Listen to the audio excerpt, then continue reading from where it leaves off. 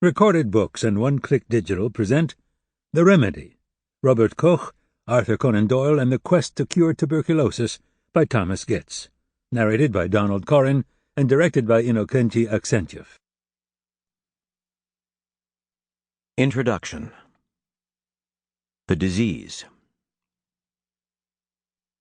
In train after train, consumptives filled the passenger cars, their hacks and coughs competing with steam whistles and screaming brakes as the engines came to a halt in Potsdamer Platz.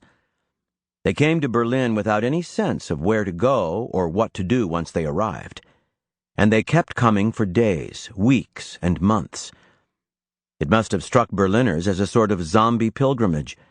Here were the walking dead of Europe, all suddenly flocking to their city in search of something. Some fantastic substance that did not yet officially exist. They began arriving in August 1890, when rumors first began to circulate that a treatment, a remedy for consumption, or tuberculosis, had been discovered by Europe's greatest scientist, Robert Koch. Koch made no promises. He had only hinted at a substance that seemed to arrest the disease, but a hint was all it took. This was the deadliest disease in the world, and these were the most desperate souls. If there was hope to be had in Berlin, they would seek it out. Tuberculosis was a cunning disease, coming on slowly, almost casually. At first, it seemed innocuous, beginning with a cough, a cold perhaps, or a touch of bad air. But then that cough turned malevolent, becoming stronger and more painful, and extracting blood with each spasm.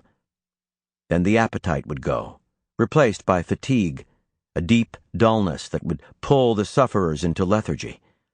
Eventually, bodies would begin to wither and dissipate from within. For most consumptives, this played out over months and years.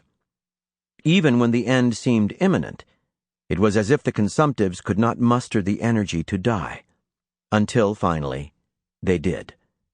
By the thousands and hundreds of thousands and millions.